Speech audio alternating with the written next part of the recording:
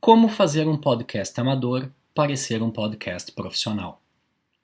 Hoje vamos falar nesse vídeo sobre podcast.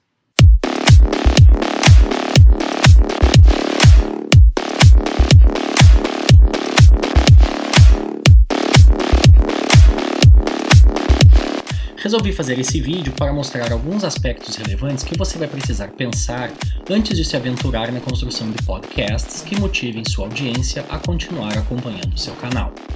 Eu mesmo, quando fiz meus primeiros podcasts, me preocupava com a qualidade do microfone, do áudio, entre outros. Mas no fim, tudo isso é um pouco superestimado. Esse vídeo vai mostrar minimamente o que você precisa saber e fazer para o seu podcast ficar show. Vamos começar com uma pequena lista de coisas que você vai precisar.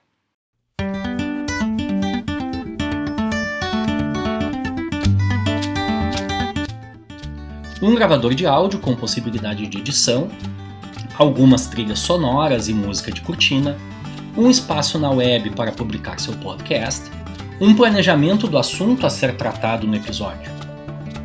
E esta, sem dúvida, é a parte mais difícil, o planejamento.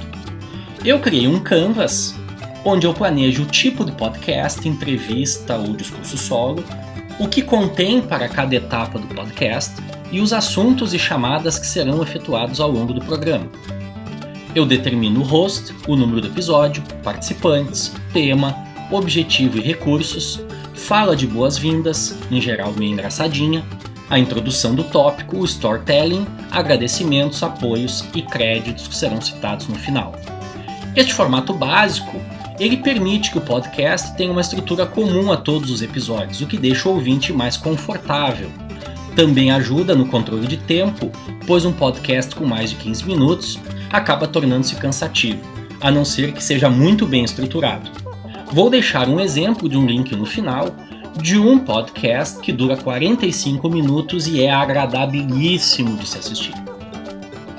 Uma vez que se tem o roteiro do podcast, basta sair falando. O gravador de voz do celular pode servir, mas será necessário editar alguns momentos por vezes, principalmente se você utilizar a inclusão de trilhas de abertura, música de cortina e jingles de fechamento.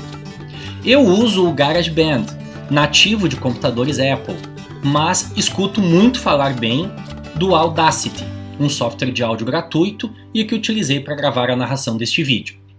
Trilhas e músicas de cortina são arquivos de áudio que você vai colocar para animar um pouco o seu podcast.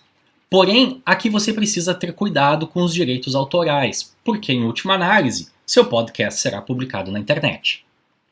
O Google tem bancos de arquivos de áudio com direitos de uso livre, mas o que eu mais gosto é o Audio Library do YouTube. Você acessa o YouTube Studio e consegue baixar áudios acessando o link na barra de ferramentas na esquerda da sua tela. E eles são todos de uso gratuito. Texto feito, áudio gravado e editado, trilhas incluídas, falta só publicar. Para isso, aqui mesmo no grupo de cultura híbrida e multimodal, eu conheci o Anchor. E aí você vai descobrir que pode fazer muitas coisas nesse aplicativo web que te permite ter também uma conta gratuita. Você pode gravar o áudio, fazer pequenas edições, mas a edição de áudio não fica tão profissional, pois ele é bem limitado do que se você editar no próprio editor de som. A principal vantagem dessa ferramenta é que após um cadastro ele publica automaticamente em outras plataformas como o Google, Apple e inclusive o Spotify. No total são 7 plataformas distintas, além do próprio Anchor. Convido vocês a ouvir a introdução do meu podcast Boas-Vindas, encerro esse vídeo por aqui e até uma próxima oportunidade. Um abraço a todos. Bem-vindo ao Counting Research Podcast, episódio 1, Boas-Vindas.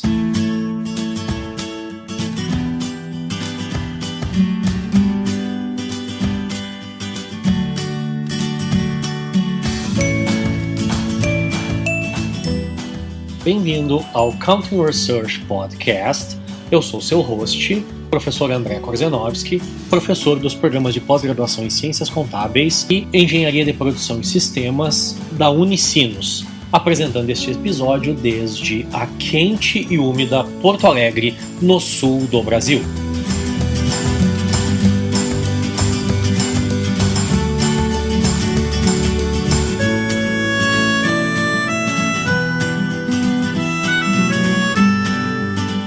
Counting Research Podcast é uma iniciativa de divulgação e compartilhamento de resultados de pesquisas vinculadas aos grupos de pesquisa e programas de pós-graduação em que participo na Universidade do Vale do Rio dos Sinos.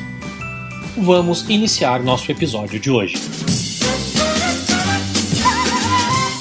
No episódio de hoje, vamos falar um pouco sobre os PPGs em Ciências Contábeis e Engenharia de Produção e Sistemas da Universidade do Vale do Rio dos Sinos. Vamos também falar de alguns projetos do grupo de pesquisa que lidero e do grupo que está atualmente em construção.